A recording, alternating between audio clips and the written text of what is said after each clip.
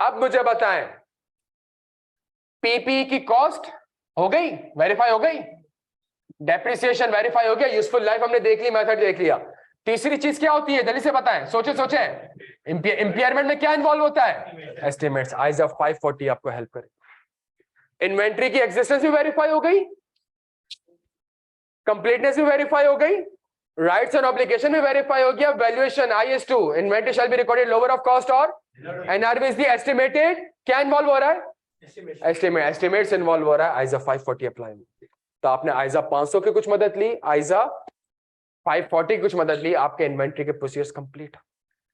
मेरे भाई बिल्कुल रेडी रहना है, मैं आपको बता रहा हूं, टेक्निक से आप सोचेंगे तो आप दुनिया का हर प्रोसीजर ड्राफ्ट कर सकते हैं। ऑनलाइन वालों क्लियर हो, समझ आ रही है बात यहां तक? बच्चों क्लियर है सारे यहाँ पे? बिल्कुल एक्टिव रहना है भाई। ये जो पेज लिखा हुआ है ऐसे सारे पास पेपर्स हो जाएंगे, ये जो पेज लिखा हुआ है ऐसे सब कुछ हो जाएगा, खुदा का वास्ते सुनिएगा। अच्छा, आखिरी चीज,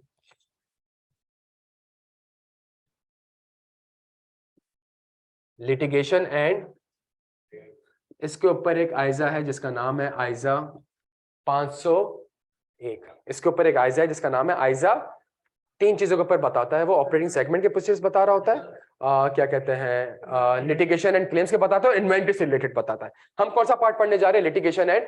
जब भी मेरे प्यारे बच्चों कोई भी लिटिगेशन चल रही होगी, सबसे पहला प्रोसीजर आपने करना पड़ेगा, inquiry with the in house legal counsel, पहला काम। दूसरा काम, आपने करस्पॉन्डेंस फाइल देखनी होगी किसके साथ, लीगल एडवाइजर के साथ भी और काउंटर पार्टी के साथ भी। बच्चों डन हो गया, लीगल एडवाइजर के साथ भी करस्पॉन्डेंस फाइल देखनी होगी। और तीसरा काम, minutes of the meeting of board of law में आपने पढ़ा होगा, मैनेजमेंट एक लिटिगेशन कमेटी बनाए, रिस्क मैनेजमेंट कमेटी, तो उसके मिनट्स ऑफ दी मीटिंग पढ़ेंगे। चौथा काम मेरे प्यारे बच्चों, सेंड एक्सटर्नल कंफर्मेशन टू, मेरे प्यारे बच्चों लॉयर को, यार जो बंदा केस लड़ रहा है उसको कंफर्मेशन भेजूंगा। ये कुछ प्रोसीजर्स है प्यारे बच्चों जो आइजा 501 ने बताएं। 4 से 5 प्रोसीजर्स आपको बताएं। पहला, यार अगर कोई लीगल केस चल रहा है तो कंपनी से पूछ लो, कंपनी के HR डिपार्टमेंट से नहीं पूछोगे, किससे पूछोगे, इन हाउस लीगल काउंसिल से। अगर कोई केस चल रहा है तो सामने वाले ने केस किया होगा, आपने वो पर्चा आगे अपने लीगल एडवाइजर को पकड़ाया होगा, तो जो करस्पॉन्डेंस फाइल है वो आप देख लो। प्यारे बच्चों यहां तक बात समझ आ रही है? पिछला जो सवाल हमने किया था एस्ट्रिका वाला, तो उसमें हमें ड्रग रेगुलेटरी अथॉरिटी के साथ भी करस्पॉन्डेंस फाइल इंस्पेक्ट करनी पड़ेगी। अगर वो मैंने केस आगे एहतजाज एसएन साहब को दिया हुआ है तो उसके साथ भी कोई करस्पॉन्डेंस फाइल हो रही है, उसको भी इंस्पेक्ट करना पड़ेगा। ये मैटर लाजमी बोर्ड ऑफ डायरेक्टर में डिस्कस किया होगा, तो inspect the minutes of the meeting of board of director. और चौथी चीज, लॉयर को मैं क्या भिजवा दूं प्यारे बच्चों, एक्सटर्नल कंफर्मेशन भिजवा दूं। डन हो गया यहां तक? क्लियर है हम सारे यहाँ पे? ये मेरे पास कुछ प्रोसीजर्स है लिटिगेशन एंड क्लेम्स के। फिलहाल के लिए ये टेक्निक, फिर एक ऐसी बात आपको बताऊंगा, जिससे हम एक और पेज पूरा भर देंगे कि हम ये भी टेक्निक यूज कर सकते हैं। लेकिन फिलहाल कौन सी टेक्निक, ये समझ आती है प्यारे बच्चों? अब आप दुनिया की कोई भी चीज लेके आ जाएं, आप बड़े आराम से मेरे प्यारे बच्चों सुनिएगा मेरी बात को, बड़े आराम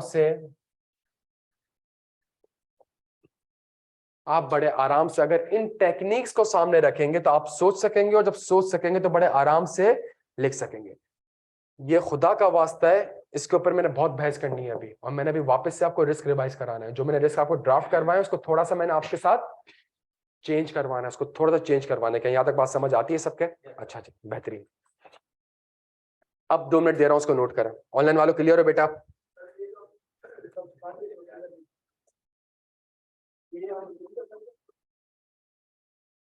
हाँ जी, ये नहीं है सब्सटैंटिव प्रोसीजर है भाई, ये रिस्क असेसमेंट प्रोसीजर नहीं है। ये वो नहीं है, रिस्क असेसमेंट प्लानिंग फेज में करता हूँ, ये परफॉर्मेंस फेज में कर रहा हूँ मैं। 500 लिखे हुए हैं ना सारे, तो 500 तो मेरी सब्सटैंटिव प्रोसीजर होते हैं, ऑडिट एविडेंस के लिए होते हैं ना।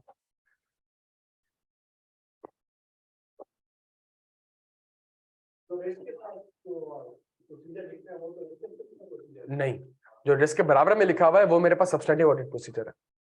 पेपर में आपसे कह रहे रिस्क को आइडेंटिफाई करो और उस रिस्क के अगेंस्ट मुझे ऑडिट प्रोसीजर बताओ, तो वो जो ऑडिट प्रोसीजर है तो रिस्क आइडेंटिफाई हो चुका है, तो अब रिस्क असेसमेंट प्रोसीजर थोड़ी होंगे, अब तो उस रिस्क के अगेंस्ट मेरे ऑडिट प्रोसीजर होंगे, जिससे मैं sufficient appropriate audit evidence obtain करूंगा।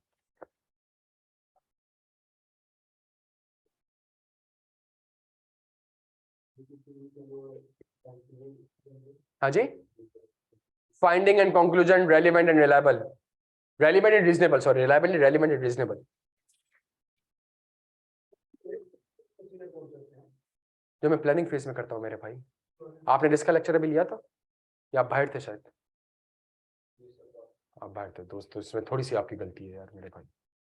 मैं अगेन आपसे कह रहा हूँ एक एक चीज आपस में लिंक्ड है, और जो ऑनलाइन भी है उसको भी कह रहा हूँ मेरे भाई कि अगर ऑनलाइन के चक्कर में थोड़ा सा आधा पौना घंटा ऊपर नीचे हुआ आपका, या आधा पौना घंटे का लेक्चर आपने मिस करा, तो वो फिर आपका गया, फिर वो आगे कॉन्सेप्ट में आपको वो मसला कर रहा होगा प्यारे बच्चों।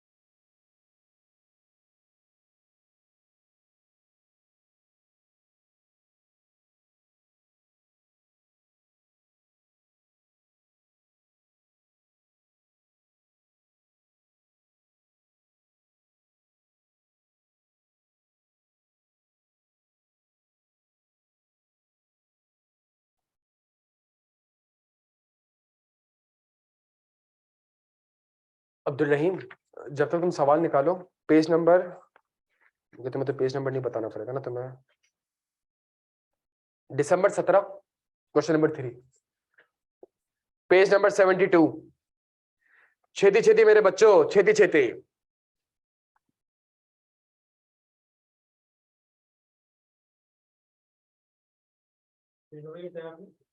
Page number 72।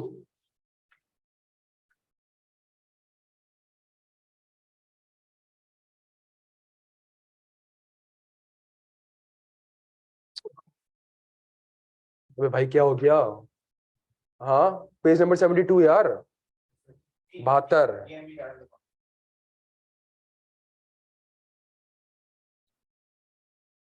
आ गए भाई, सब आ चुके हैं, सवाल पढ़ लें। रहीम साहब आपको मिला?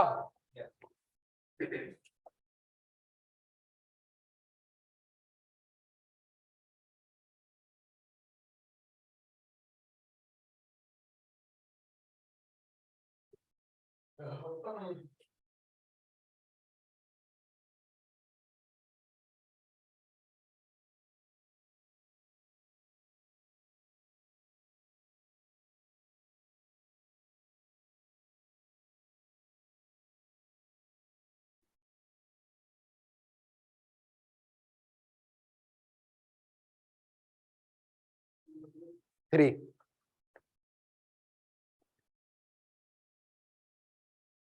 अगले 2 घंटे बहुत है मेरे प्यारे बच्चों, बिल्कुल एक्टिव हो जाए।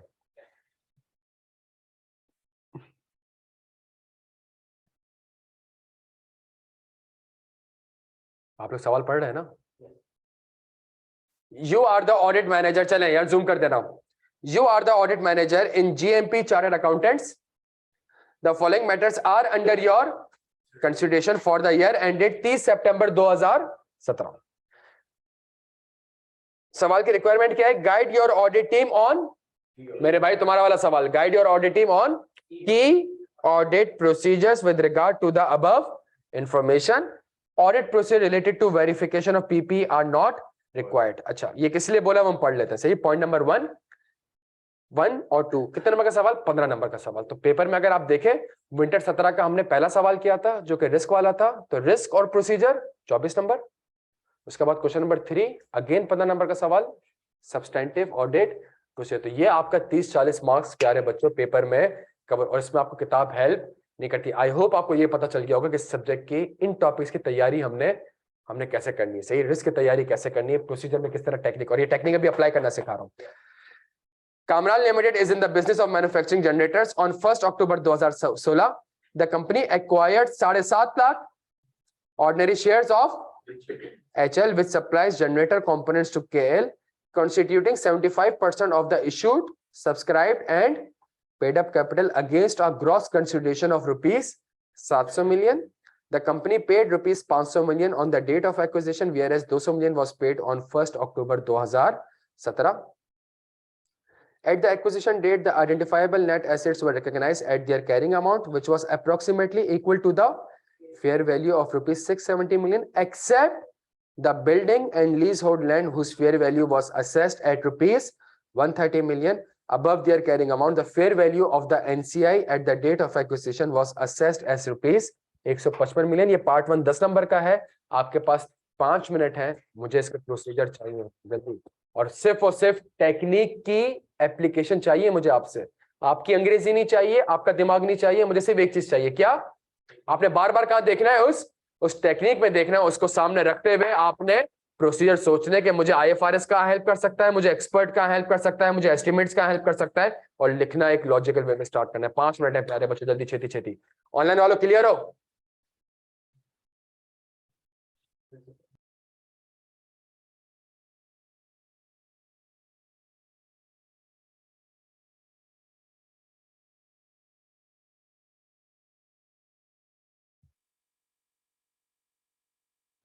सब सेट है? ऑनलाइन वालों आवाज सही है? वीडियो ठीक है? जल्दी जवाब दें, डिस्कस करना है. मैंने कुछ समझाया ही नहीं है भाई अभी. मैंने सवाल पढ़ा है, समझाऊंगा अभी.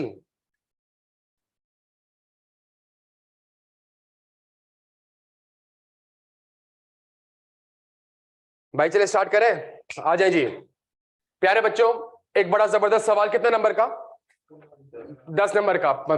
500 मार्क्स वाला अगले बार करना है. अभी 10 नंबर का सवाल है. एक चीज सीखी. क्या सीखी? टेक्निक्स को हमने क्या करना है? अप्लाई करना है. कितने लोगों ने अप्लाई करा?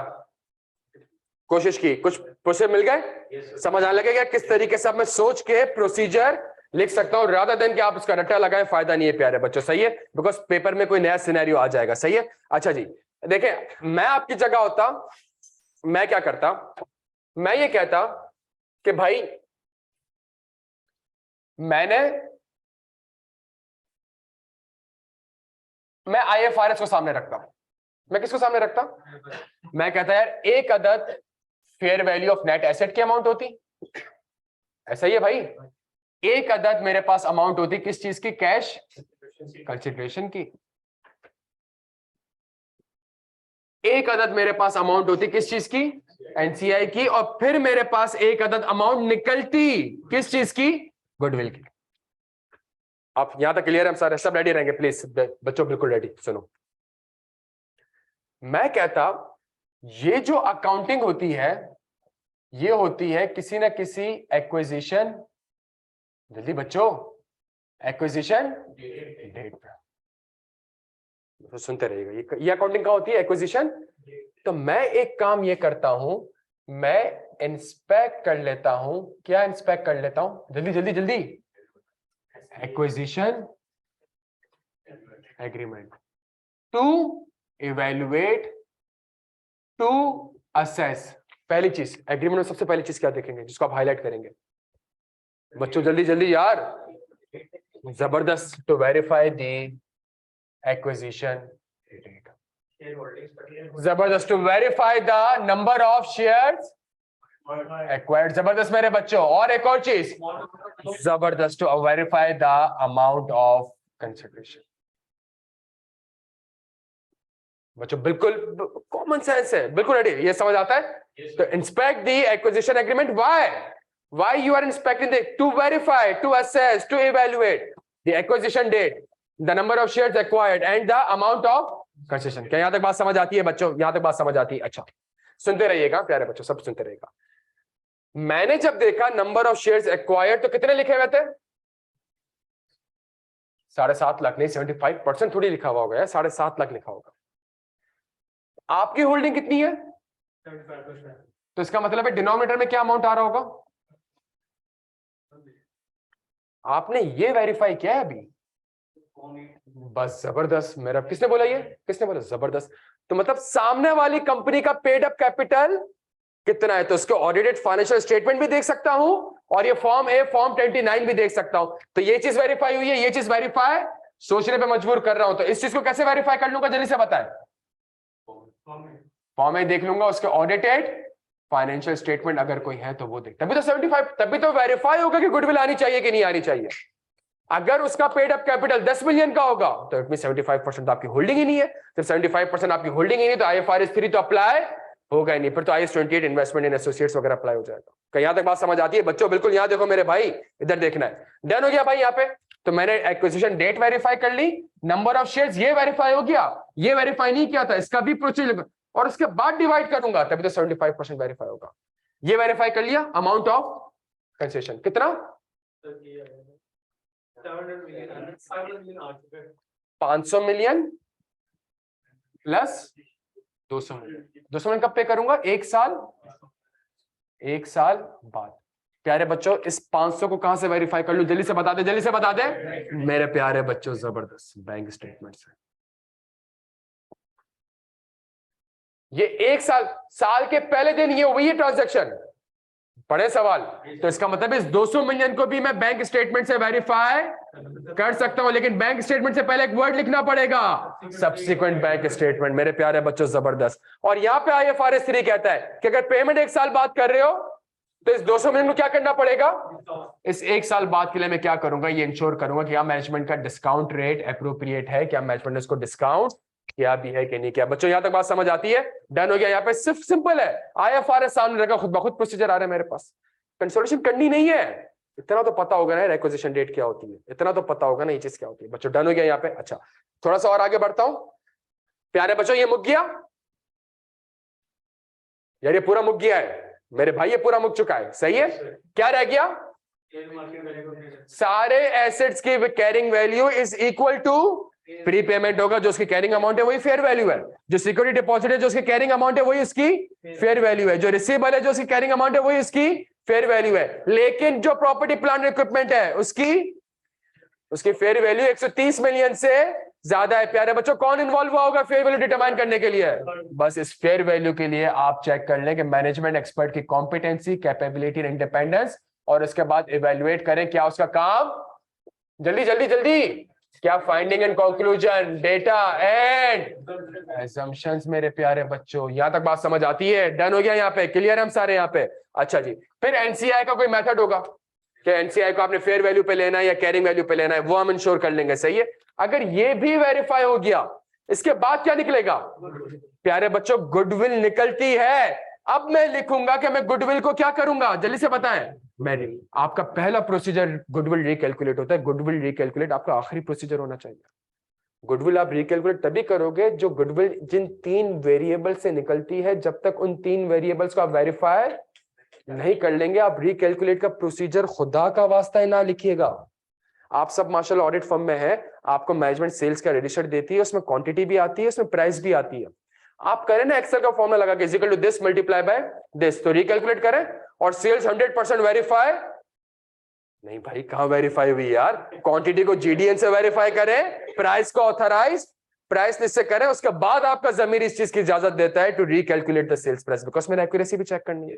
तो गुडविल में खुदा का वास्ता है पहला प्रोसीजर ये ना लिखेगा रिकैलकुलेट गुडविल। इसी तरीके से डेप्रिसिएशन में कभी ना लिखिएगा recalculate the depreciation expense. Depreciation expense कैसे कैलकुलेट होता है? Cost divided by useful. तो पहले कॉस्ट पे काम करो, फिर यूजफुल लाइफ पे काम करो, फिर लिखो रिकैलकुलेट द डेप्रिसिएशन एक्सपेंस, जो हम करते हैं फिक्स्ड रजिस्टर में। यहां तक बात समझ आ रही है? ये जो गुडविल है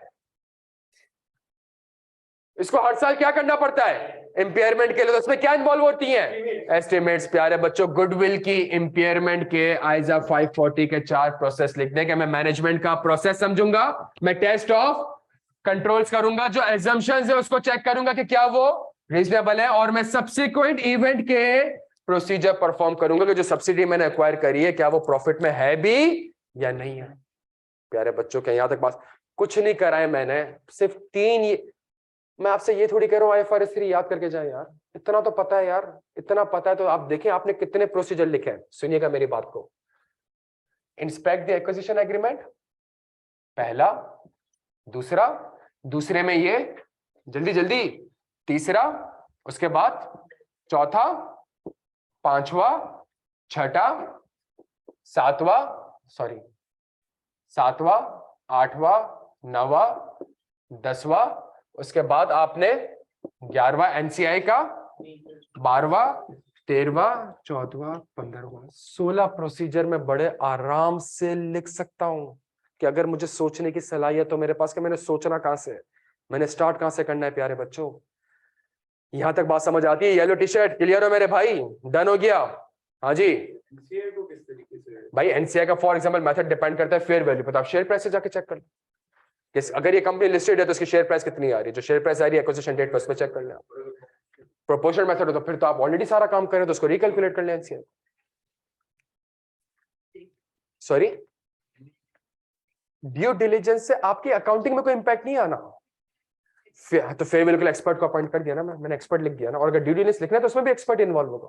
हो गया ना दोनों चीजें। ड्यू डिलिजेंस आप तो नहीं करेंगे, एक्सपर्ट ही करेगा, मैनेजमेंट भी नहीं करती। भाई यहां तक बात समझ आ रही है बच्चों? क्लियर है?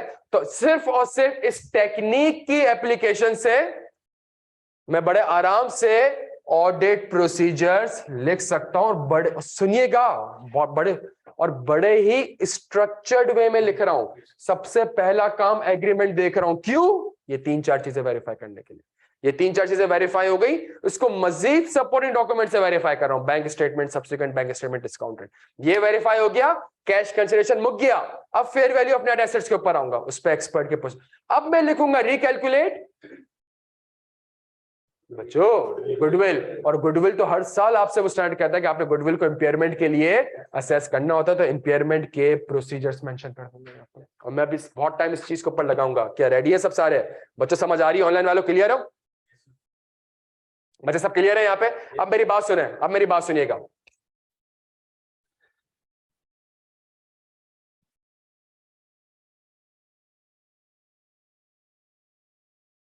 मैं ऑडिट रिस्क से कनेक्ट कर रहा हूं। अब मैं कहां जा रहा हूं? ऑडिट रिस्क में।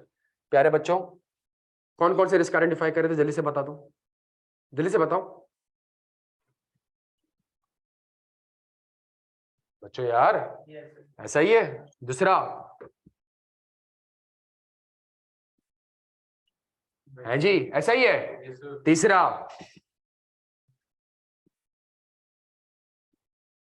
ऐसा ही है। चौथा ऐसा ही है। ये 4 याद आ रहे हैं रिस्क? 5वें पे भी आऊंगा, 6ठे पे भी आऊंगा। जो टेक्निक समझाने की कोशिश कर रहा हूं उसको सुन ले। ये 4 रिस्क याद आ रहे हैं? इन चारों में एक चीज कॉमन है, जल्दी से बता दे। और भाई इस चारों में इंपेयरमेंट, अच्छा इसके अलावा इनमें एक चीज क्या कॉमन है? एस्टिमेट्स कॉमन है। जब एस्टिमेट्स कॉमन है तो मुझे प्रोसीजर लिखने में किसकी मदद चाहिए होगी? सुनिएगा, पेपर में ये चारों रिस्क है। प्रोसीजर कौन से होंगे? 1, 2, 3, लेकिन ये चारों अलग तरीके से ड्राफ्ट होंगे। अब जो सिखाने की कोशिश कर रहा हूं सुनिएगा। और वो जो सादा खुशबू ड्राफ्टिंग थी वो अब एडवांस लेवल पे जाने जा रही है। सुनिएगा, इंपेयरमेंट ऑफ पीपी इन चारों के लिए आइजा 540। भाई जब आइजा 540 आपसे कह रहा है तो आपको क्यों मेरी किसी और किताब की जरूरत है? जब आइजा 550 का नाम ही क्या है? Auditing the accounting estimates. नाम है जब उसका ये, और है भी 540 की सीरीज, मतलब ऑडिट एविडेंस की सीरीज है।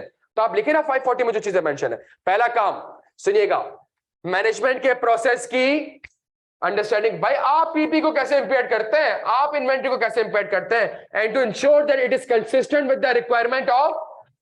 इसके लिए क्या लिखूंगा? 36। इसके लिए क्या लिखूंगा? 2। इसके लिए क्या लिखूंगा?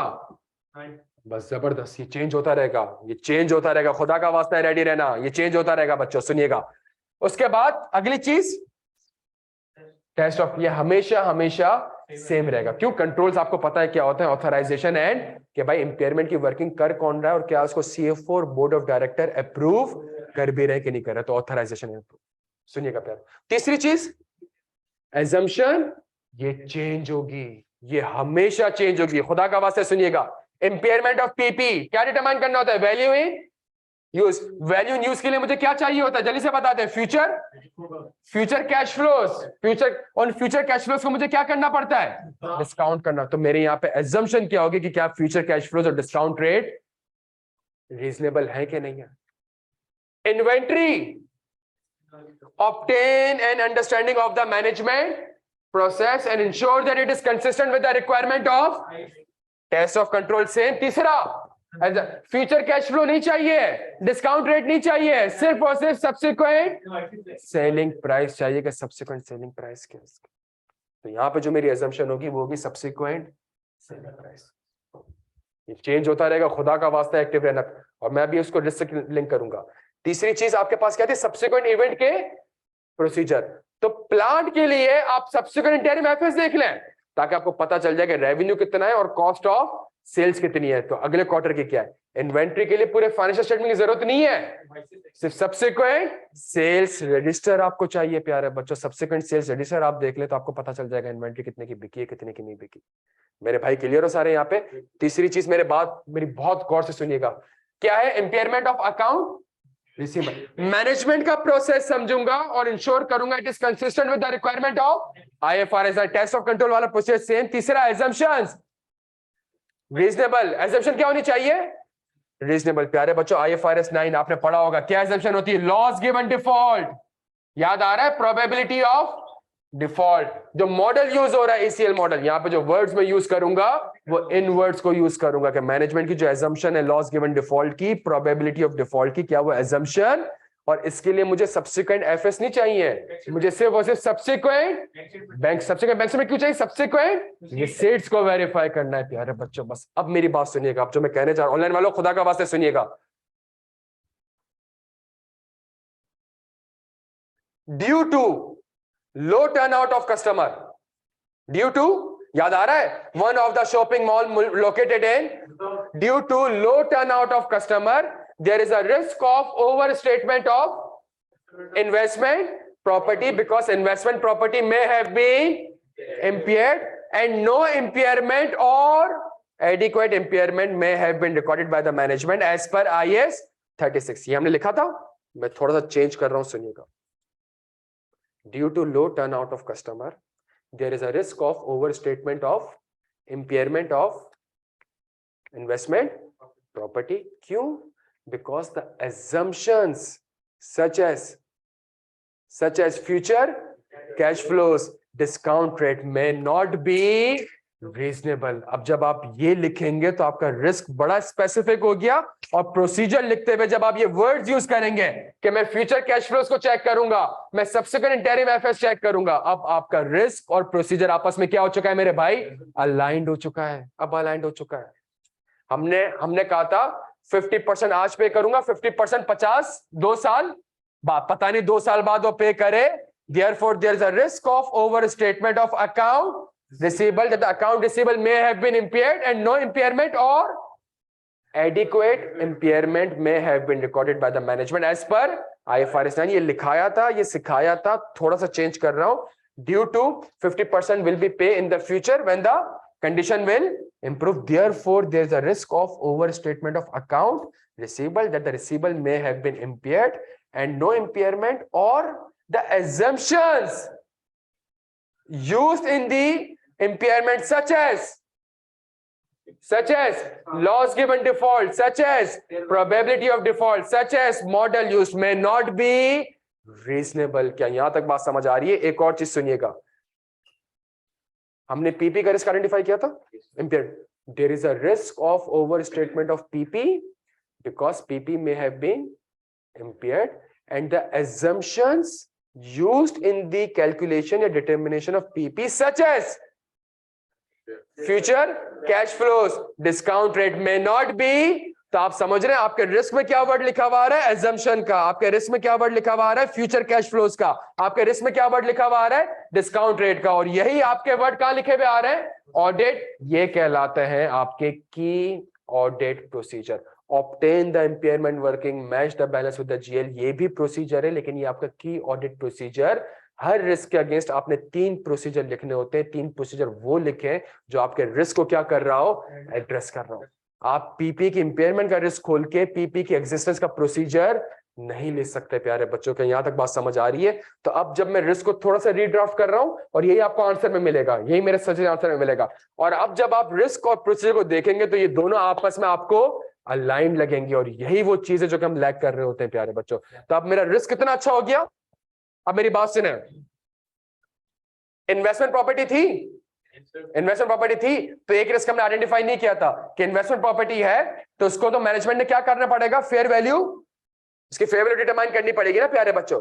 द रिस्क इज कि मैनेजमेंट ने फेयर वैल्यू सही डिटरमाइन, इससे अच्छा ये नहीं है कि जो एजम्पशंस यूज हुई है फेयर वैल्यू में, जो डेटा यूज हुआ है फेयर वैल्यू डिटरमाइन करने के लिए वो शायद रीजनेबल ना, और उसके बाद जाके जब मैं ये प्रोसीजर लिखूंगा कि मैं डेटा की एक्यूरेसी और कंप्लीटनेस चेक करूंगा, मैं एजम्पशंस, तो मैं 3 प्रोसीजर में रिस्क को अपने साथ अलाइन कर दूंगा। मेरे प्यारे बच्चों का यहां तक बात समझ आती है, क्लियर है? मेरा रिस्क और प्रोसीजर आपस में क्या होना चाहिए, जल्दी छेती छेती अलाइंड होना चाहिए। ये अगर आप टेक्निक समझ जाएंगे तो रिस्क लिखते हुए आपको पता होगा आपने क्या कीवर्ड लिखना है, और प्रोसीजर में वो कीवर्ड आपका क्या होना चाहिए, एड्रेस होना चाहिए। प्यारे बच्चों, क्या क्लियर है? हमने एक सवाल पढ़ा था, बालकनी गिर गई, सामने वाले ने केस कर दिया, लिटिगेशन एंड क्लेम्स। ये प्रोसीजर आपके पास लिखे हुए, आराम से लिखे ना, क्या मसला है? आप रिस्क वाले सवाल के सारे रिस्क लेके आ जाए, कुछ भी लेके आ जाए, आपका रिस्क और प्रोसीजर हमेशा इस प्रोसीजर से आपको अलाइनमेंट इंशाल्लाह मिल जाएगी। आपको पता होना चाहिए कि आपने सोचना कहां से। प्यारे बच्चों, ये बात समझ आती है? अगर ये पता चल गया ना सोचना क्या है, लिखना क्या है, तो आप आराम से पेपर इंशाल्लाह पास कर सकते हैं। बच्चों डन हो गया? यहाँ पे क्लियर है? ऑनलाइन वालों क्लियर हो यार यहाँ पे?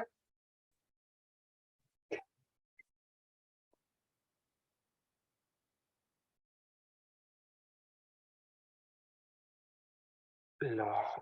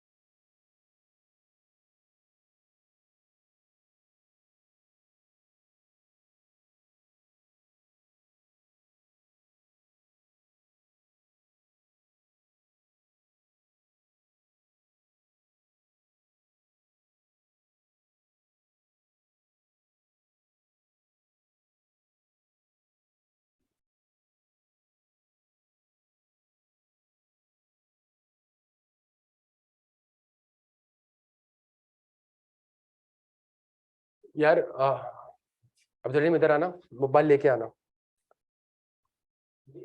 मोबाइल लेके आना।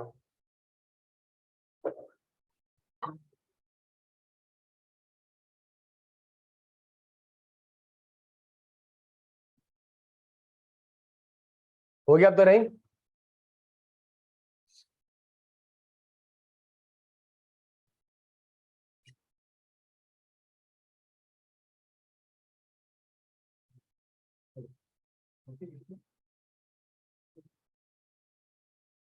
चले जी, सवाल पढ़ लूं मैं आपके साथ। You are carrying out the audit of Akhtar autos limited for the year ended 31 March 2015। A listed company engaged in the business of manufacture of spare parts for truck, buses and tractors. Extract from the draft FSRS follows। ये आपने खुद पढ़ना है, ये आपने खुद पढ़ना है, सही है? इसके नीचे जो पैराग्राफ लिखा हुआ है प्रीवियस ईयर ऑडिट रिपोर्ट, इसको अभी हम डिस्कस नहीं कर सकते बिकॉज ये आइजा 710 है, ये अभी हमने नहीं पढ़ा, इंशाल्लाह हम 2 दिन बाद पढ़ रहे इसको। The following further information has been obtained during the audit। मैं सवाल की रिक्वायरमेंट पढ़ रहा हूं, part A. Specify the procedures to be performed in case of litigation and claims with respect to the matters mentioned above. Impact on the auditor's report is not required.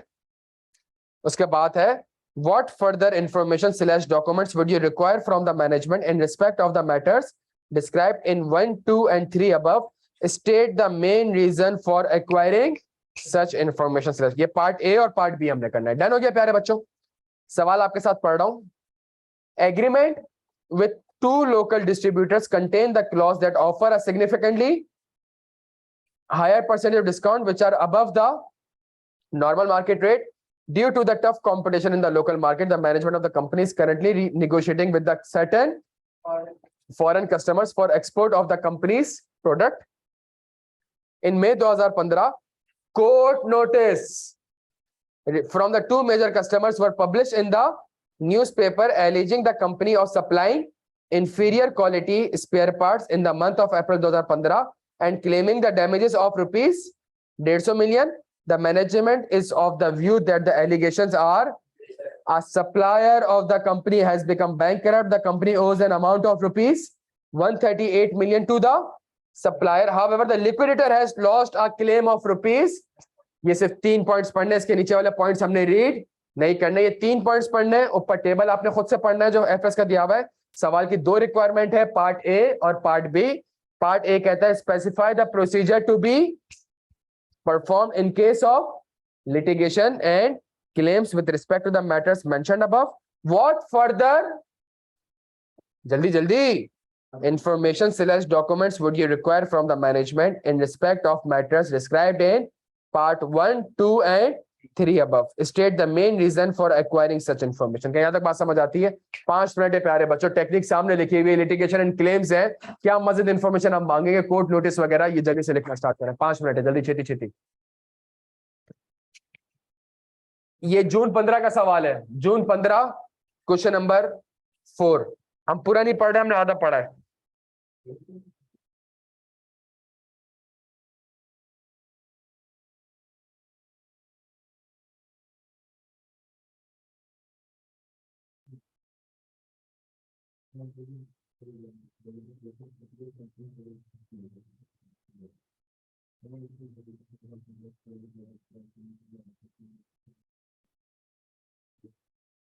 हजार 15 का एक बड़ा जबरदस्त सवाल है, बड़ा आसान है मेरे भाई, अब आ जाओ। बड़ा आसान सवाल है। क्या सवाल है? In respect of litigation and claims, मुझे क्या बता दें? प्रोसीजर्स बता दें। सही है। और लिटिगेशन क्या चल रही है? एक क्या कहते हैं, सप्लायर ने, मुझे सप्लायर को 138 मिलियन देने थे, सप्लायर ने क्लेम फाइल कर दिया भाई 138 नहीं 140 मिलियन। और इसके अलावा क्या लिखा हुआ है? एक कस्टमर ने आपके ऊपर, 2 कस्टमर से क्या फाइल कर दिया आपके ऊपर? कोर्ट नोटिस फाइल हुआ 2 कस्टमर से कि जी आपने गलत माल सप्लाई किया था। सही है। अब प्यारे बच्चों पार्ट ए क्या है, जल्दी से बता दें। पार्ट ए क्या है? Litigation and. प्यारे बच्चों क्या मुझे आयजा 501 हेल्प करेगा? मैं इंक्वायरी करूंगा किससे? इन हाउस लीगल काउंसिल से। ये बात समझ आती है सबको? मैं इंस्पेक्ट करूंगा प्यारे बच्चों, जल्दी से बता दें, इंस्पेक्ट करूंगा क्या? Correspondence file. किसके साथ? काउंटर पार्टी के साथ। और काउंटर पार्टी कौन है, जल्दी से बता दें? सप्लायर और कस्टमर। बच्चों डन हो गया यहाँ पे? मैं, ये आखिरी सवाल है, मैं ऑफ कर दूंगा, लेकिन खुदा का वास्ता ये आखिरी सवाल ऐसा है जो आपकी आंखें खोल देगा। बस प्लीज खुदा का वास्ता थोड़ा सीरियस। सही है। सिर्फ सवाल सामने होना चाहिए। 15 मिनट में हम ऑफ कर देंगे। सुबह 10 बजे से हम पढ़ रहे हैं, कोई टाइम ज़ाया नहीं किया हमने, कंटिन्यूस बेसिस पे पढ़ रहे हैं। सही है। 10 से 15 मिनट में ऑफ हो जाएगी। लेकिन जो आज एक चीज मैं आपको बताऊंगा, उससे आप एक ऐसी चीज इंशाल्लाह सीख जाएंगे प्यारे बच्चों, जो कि आपको एक शौर पैदा करेगा कि यार पढ़ना किस तरीके से। ठीक है। अच्छा, इंस्पेक्ट द करेस्पॉन्डेंस फाइल। सही हो गया? डन हो गया प्यारे बच्चों? डन है। अच्छा, तीसरी चीज, inspect the minutes of the meeting of board of director. चौथा, send external confirmation to. Done हो गया प्यारे बच्चों? पार्ट ए तो डन यार, ये पूछा है उससे सवाल, डन हो गया। Part be what? ये पार्ट ए हो गया। What additional information slash document. प्यारे बच्चों जो सप्लायर का क्लेम आया था, याद है? सप्लायर ने जो क्लेम लॉन्च किया था वो देख लूं? कोर्ट का, जल्दी जल्दी जल्दी, कोर्ट का नोटिस देख लूं? पार्ट बी में ये लिखा है प्यारे बच्चों, हमने ऑर्डर शीट वगैरह देख ली, कोर्ट ऑर्डर देख लिया, यही लिखा है हमने बच्चों। यार मैडम, ऑनलाइन वालों यही लिखा है?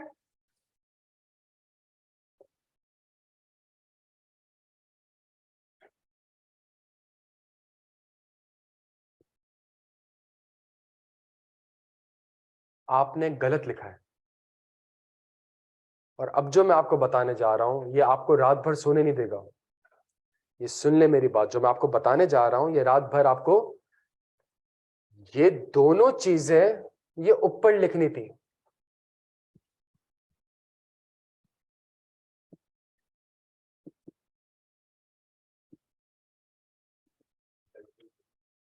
पार्ट बी में क्या लिखना था आपने? सवाल पढ़े तमीज से, ये गोइंग कंसर्न का सवाल है। पढ़े, कंपनी का लॉस बिफोर टैक्स आ रहा है, कंपनी की इक्विटी नेगेटिव है, कंपनी के करंट लायबिलिटीज एक्सीड कर रहे हैं कंपनी के करंट एसेट्स है। कंपनी के 2 मेजर कस्टमर आपसे नाराज हैं, आपका सप्लायर चला गया। बैंक करप्ट हो चुका है। ये क्या है? ये इवेंट और कंडीशन है जो कि सिग्निफिकेंट डाउट क्रिएट कर सकते हैं। किस चीज के ऊपर? गोइंग कंसर्न के ऊपर। बताएं मजीद क्या डॉक्यूमेंट लेंगे? मैं गोइंग कंसर्न की असेसमेंट लूंगा at least for the period of 12 months. मैं cash flows and PNL forecast लूंगा। मैं एजम्पशंस को चेक करूंगा कि रीजनेबल है। मैं डेटा की कंप्लीटनेस एंड एक्यूरेसी चेक करूंगा। 2 कस्टमर छोड़ के जाने वाले हैं, उनके साथ करस्पॉन्डेंस फाइल देखूंगा। कोई ऑल्टरनेटिव कस्टमर है, मैं उनके साथ करस्पॉन्डेंस फाइल देखूंगा। सप्लायर मेरा बैंक करप्ट हो चुका है, कोई ऑल्टरनेटिव सप्लायर है, कोई ऑल्टरनेटिव रॉ मटेरियल है, मैं ये देखूंगा। प्यारे बच्चों, जो सुबह 10:30 बजे हमने स्टार्ट किया था और चैलेंज किया था कि गोइंग कंसर्न का सवाल आएगा, पिक नहीं कर सकोगे। गोइंग कंसर्न मेरे प्यारे बच्चों हमारा खत्म नहीं हुआ है ना, सब्सटेंटिव प्रोसीजर खत्म हुआ है। ये वो मैं आपको बात बताने जा रहा हूं, और जिस स्ट्रक्चर में पढ़ाने जा रहा हूं, पढ़ा कैसा रहा हूं ये मैटर नहीं कर रहा। जिस स्ट्रक्चर में पढ़ा रहा हूं ये ज्यादा मैटर कर रहा है कि जो चीज सुबह के 10:30 बजे स्टार्ट करी थी वो 7:30 बजे भी खत्म नहीं हुई। और ये जब हमारा 5वें दिन का या 6ठे दिन का आखिरी वर्कशॉप होगा 7:30-8 बजे, ये गोइंग कंसर्न उस वक्त भी खत्म नहीं होगा, ये रिस्क उस वक्त भी खत्म नहीं होगा, ये प्रोसीजर उस वक्त भी खत्म नहीं होंगे। प्यारे बच्चों, खुदा का वास्ता है, फाइनल का पर्चा देने जा रहे हैं, गोइंग कंसर्न नहीं लिखा हुआ होगा। इवेंट्स को आप सवाल को पढ़े तो, जो मैंने जानबूझ के आपके साथ बैलेंस शीट पेन नहीं पढ़ा, और ये सवाल अगर मैं चाहता तो आपको गोइंग कंसर्न के साथ जब मैं करा रहा होता तो उस वक्त करा था, आप कहते वाह यार क्या सर ने सवाल कराया ना। मैं ये नहीं करूंगा, ये खुदा का वास्ता है, ये डॉज करता रहूंगा मैं बार बार से। ये एक चीज आपको जानबूझ के छुड़वाऊंगा, किसी और टॉपिक के साथ लिंक करके पढ़ाते। कंपनी के लॉसेस हैं, कंपनी की करंट लायबिलिटीज कंपनी के करंट एसेट से एक्सीड कर रहे हैं, कंपनी के रिजर्व्स नेगेटिव है। 2 मेजर कस्टमर आपके नाराज है तो आपसे माल नहीं खरीदेंगे, आपका सप्लायर आपसे बैंक करप्ट हुआ है। प्यारे बच्चों, these what information / documents would you obtain, and also justify the reason I will obtain the following documents, because there are events or condition which may cast significant doubt on the entity's ability to continue as a going concern। प्यारे बच्चों, खुदा का वास्ता active रहे। खुदा का एक एक लफ्ज यहाँ पे इंपॉर्टेंट है, एक एक लफ्ज आगे जाके किसी ना किसी आइजा से, और ये आई कैप की आप शरारत समझे। ये पार्ट ए जानबूझ के आसान उसने दिया ताकि पार्ट बी में भी आप वो लिखें। उसका सिर्फ और सिर्फ एक दिमाग और सिस्टमैटिक, ये शैतानी दिमाग है। ये समझे ये करता क्या है आपके साथ, ये जानबूझ के इंफॉर्मेशन आपको ऐसी फीड कराएगा कि आप एक तरफ जा रहे होंगे कि हाँ जिसमें ये लिखना है, इसमें ये लिखना है, लेकिन लिखना तो कुछ और पड़ेगा। प्यारे बच्चों, जब तक, अगेन एक ही बात करूंगा आपसे, इतनी बड़ी किताब का कोई फायदा नहीं है जब आपको यही नहीं पता हो कि उस किताब का कौन सा पेज खोलना है, उस किताब में कौन सा आइजा खोलना है। सारे आइजाज यूजलेस हैं, सारी पढ़ाई हमारी यूजलेस है। पेपर में बार बार एक ही बात कहूंगा, अबे सप्लायर भी बैंक करप्ट हुआ भाई यार, ये तो इवेंट और कंडीशन है। पार्ट बी में मैंने ये चीजें मेंशन करनी है। और गोइंग कंसर्न अभी भी कह रहा हूं, अगला वापस से 7:30 बजे चैलेंज कर रहा हूं कि अभी वापस ही आगे जाके गोइंग कंसर्न का सवाल आएगा, आप लोगों से पिक नहीं होना। क्यों बार बार ये होगा? इसलिए होगा ताकि इंशाल्लाह पेपर में पिक हो जाए। फिर आप अटेंटिव रहो सवाल पढ़ते हुए कि यार ये वर्ड्स हैं जिनको मैंने देखना है और इससे एक आइजा मेरा ट्रिगर कर सकता है। ऑनलाइन वालों क्लियर हो प्यारे बच्चों? क्या यार 9 वॉइस और ये सही है? सही है भाई, सब सही है यार।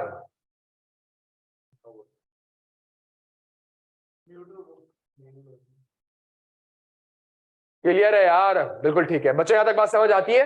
अच्छा जी, मेरी बात सुने, कुछ समझ आया इस सब्जेक्ट को कैसे लेके चलना है? हमने क्लियर है, और इसी तरीके से हमने इंशाल्लाह हर आइजाज को लेके चलना है। आज हमने थोड़ी सी मुश्किल आइजाज पढ़े, और वो आइजाज पढ़े जो हमारा दूसरे दिन भी काम आएगा, तीसरे दिन भी काम आएगा, चौथे दिन भी काम आएगा। और ये मैं आपको प्रूफ कर रहा हूँ, आगे जाकर जो आइजाज होंगे वो जल्दी हो जाएंगे। क्यों? वो इक्वेशन होगी, वो सिर्फ इक्वेशन के थ्रू हम इंशाल्लाह आइजाज को अच्छे से पढ़ लेंगे। कवरेज हमने मैक्सिमम करनी है, 100% की तरफ जाना है, लेकिन हमें पता होना चाहिए कि हमने लिखना क्या है, पढ़ना क्या है, सवाल में क्या हाईलाइट करना है। जब तक ये नहीं पता चलेगा तो इसमें थोड़ा सा क्या कहते हैं, तो ये चीज हमने इंशाल्लाह सीखनी। कल की क्लास का हमारा एजेंडा क्या है? देखिए, संडे को मैच है, मैच अगर सुकून से देखना है तो कल मेहनत कर लेते हैं, सही है।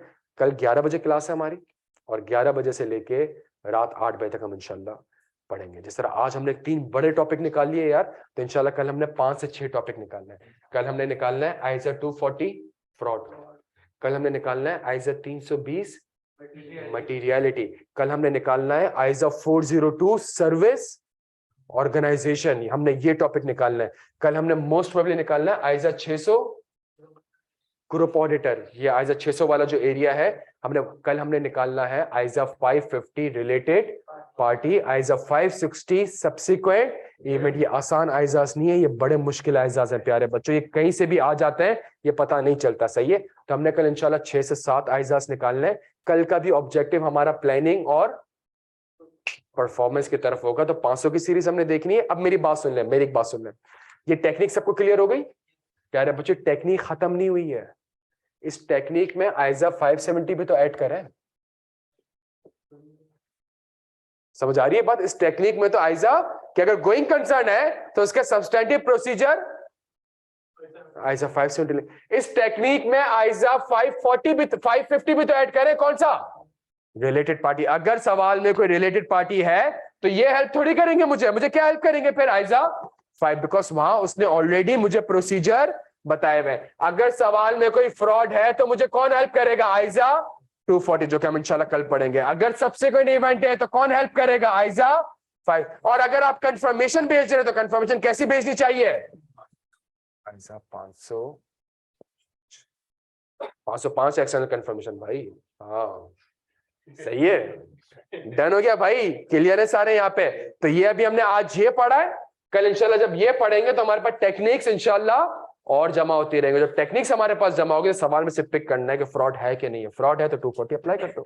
फिर हमने ये देखना है कि गोइंग कंसर्न है या नहीं, गोइंग कंसर्न है तो 570 अप्लाई कर दो। सवाल में ये देखना है रिलेटेड पार्टी है, अगर है तो फिर आइजा 550। अगर कोई स्पेसिफिक आइजा उसका नहीं है तो जनरल गाइडेंस तो मैं ऑलरेडी ले चुका हूं, तो चाहे पीपीई की वैल्यूएशन हो चाहे IAS 19 हो, एक्सपर्ट तो मेरा अप्लाई होगा। क्या यहां तक बात समझ आती है बच्चों? तो कल इंशाल्लाह मुलाकात हो रही है हमारी कितने बजे प्यारे बच्चों? 11 बजे शार्प मुलाकात हो रही है इंशाल्लाह। आना, कल हमने ज्यादा पढ़ना है। सही है, आज हमारी केमिस्ट्री मैच करनी थी, हमने फ्रीक्वेंसी मैच करनी थी, वो अल्हम्दुलिल्लाह हमारी मैच हो चुकी है। ना मैं ज्यादा तेज पढ़ा रहा हूँ ना ज्यादा स्लो पढ़ा रहा हूँ, फ्रीक्वेंसी मैच हो गई है। कल से हमने इंशाल्लाह थोड़ा सा स्कोर करना है। ठीक हो गया जी? अपना ख्याल रखिएगा। थैंक यू सो मच बच्चों।